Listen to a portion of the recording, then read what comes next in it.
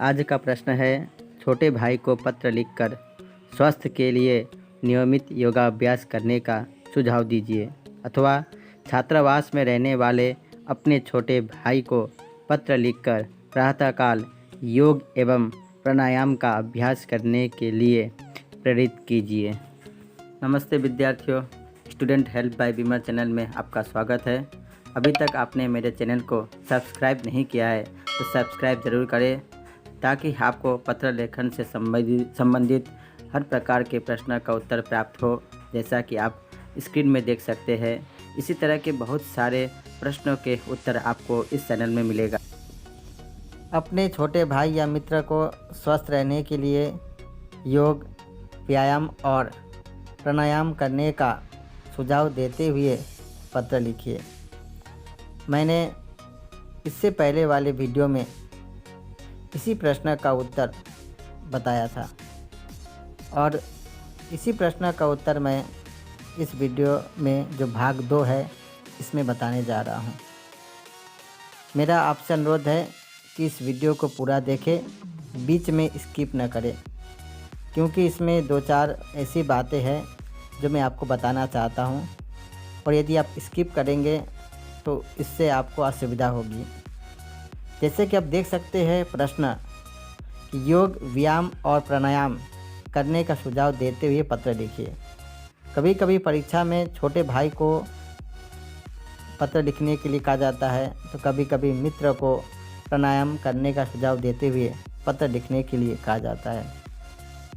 तो छोटे भाई के नाम अगर पत्र आए या मित्र के नाम अगर पत्र आए तो कैसे लिखा जाना चाहिए, वह इस वीडियो में मैं आपको बताऊंगा। इसीलिए आप इस वीडियो को पूरा देखें, ताकि आपको ये समझ में आ जाए कि छोटे भाई के लिए लिखे जाने वाले पत्र में क्या होना चाहिए और मित्र के नाम लिखे जाने वाले वीडियो में कौन सी बातें होनी चाहिए। तो आइए मैं शुरू करता हूँ।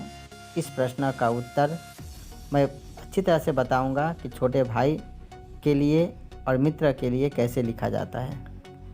सबसे पहले उत्तर पुस्तिका की बाईं ओर परीक्षा भवन, केंद्र स्थान का नाम और दिनांक। यदि भाई के लिए पत्र लिखने के लिए कहा जाए, परीक्षा के प्रश्न पत्र में रहे, संबोधन के रूप में आप लिखेंगे प्रिय भाई। भाई के बाद अपने भाई का नाम लिखेंगे। और अभिवादन के रूप में आप या तो शुभाशीष शब्द का प्रयोग कर सकते हैं अथवा सुखी रहो। याद रहे, शुभाशीष और सुखी रहो के बाद विस्मयादि बोधक चिन्ह का प्रयोग अवश्य करें। मित्रों के लिए संबोधन और अभिवादन के रूप में होगा प्रिय मित्र सार्थक, या आप प्रिय मित्र के स्थान पर प्रियवर शब्द का भी प्रयोग कर सकते हैं। और अभिवादन के रूप में आप लिख सकते हैं नमस्ते या सस्नेह नमस्ते। यह पत्र का प्रारंभिक रूप है। इसके बाद हम विषय वस्तु की ओर जाएंगे और विषय वस्तु को मैंने मुख्यतः 2 अनुच्छेदों में बांटा है, जिससे उत्तर बहुत सुंदर हो, आकर्षक हो और उसमें किसी प्रकार की कोई कमी ना हो। आपसे पुनः निवेदन है कि आप इस वीडियो को पूरा देखें, अन्यथा गलती होने की संभावना रहेगी।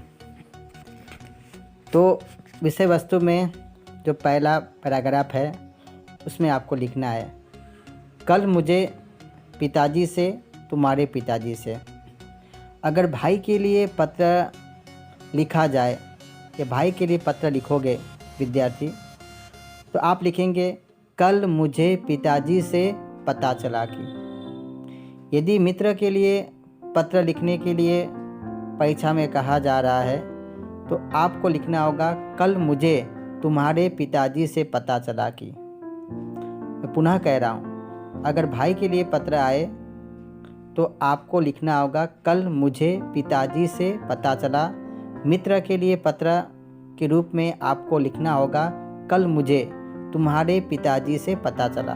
आशा है आप समझ गए होंगे। कल मुझे पिताजी से भाई के लिए, तुम्हारे पिताजी से मित्र के लिए आपको इन शब्दों का प्रयोग करना है। तो कल मुझे तुम्हारे पिताजी से पता चला कि तुम्हारी तबीयत ठीक नहीं है और तुम हमेशा बीमार रहते हो। यह सुनकर मुझे बहुत दुख हुआ।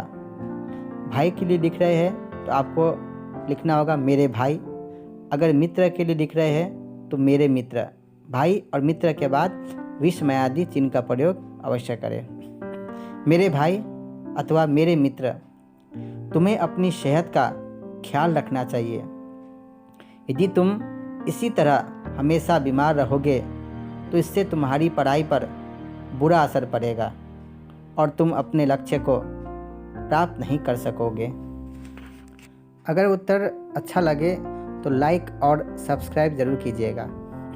दूसरा पैराग्राफ या दूसरा अनुच्छेद है, आज मैं तुम्हें स्वस्थ रहने का मूल मंत्र बताने जा रहा हूँ और वह मंत्र है योग, व्यायाम और प्राणायाम। विद्यार्थी, आप याद रखेंगे, यदि प्रश्न पत्र में व्यायाम शब्द का प्रयोग है तो आप व्यायाम शब्द का प्रयोग करेंगे। अगर केवल योग और प्राणायाम ये इन दो शब्दों का उल्लेख किया हुआ हो आपके प्रश्न में तो आप योग और प्राणायाम इन दो शब्दों का प्रयोग करेंगे, व्यायाम का नहीं है। अर्थात प्रश्न के अनुसार आपको योग, व्यायाम और प्राणायाम इन तीनों शब्दों में से सटीक शब्दों का चयन करना है जैसा प्रश्न में उल्लेख है। इसका नियमित अभ्यास करने से न केवल तुम अपनी पुरानी बीमारी से छुटकारा पाओगे बल्कि ज़िंदगी में कभी बीमार नहीं होगे। आज पूरी दुनिया के लोग स्वस्थ रहने के लिए योग और प्राणायाम का सहारा ले रहे हैं। मेरा कहना मानो तो आज से तुम भी रोज़ योग और प्राणायाम किया करो, क्योंकि इनके नियमित अभ्यास करने से शरीर स्वस्थ और निरोग होता है, मन शांत होता है और स्मरण शक्ति बढ़ती है। वो कहावत तो तुमने सुनी होगी, स्वस्थ शरीर में स्वस्थ मस्तिष्क का विकास होता है। तीसरा पैराग्राफ जो एक वाक्य का है, मुझे आशा ही नहीं पूर्ण विश्वास है कि तुम मेरी सलाह को अवश्य मानोगे। भाई को लिख रहे हैं तो तुम्हारा भाई, अगर मित्र को लिख रहे हो तुम्हारा मित्र, या तुम्हारा मित्र के स्थान पर तुम्हारा अभिन्न मित्र, और नीचे केवल अपना नाम लिखेंगे। इसके अतिरिक्त भाग 1 में मैंने इसी प्रश्न का उत्तर बताया है। आप हो सके तो भाग 1 जो उत्तर बताया गया है आप उसे भी देखिए, और भाग 1 का उत्तर यदि आपको अच्छा लगे तो आप उसे लिख सकते हैं, या भाग 2 ये उत्तर अगर आपको अच्छा लगे तो आप इसे लिख सकते हैं। देखिए, हम लोग बड़ी मेहनत से प्रश्नों का उत्तर लिखते हैं, फिर उसका वीडियो बना के यूट्यूब में डालते हैं। तो यदि ये वीडियो अच्छा लगे तो आप मेरी मेहनत के लिए एक लाइक ज़रूर कीजिएगा। वीडियो देखने, पसंद करने और सब्सक्राइब करने के लिए बहुत बहुत धन्यवाद है।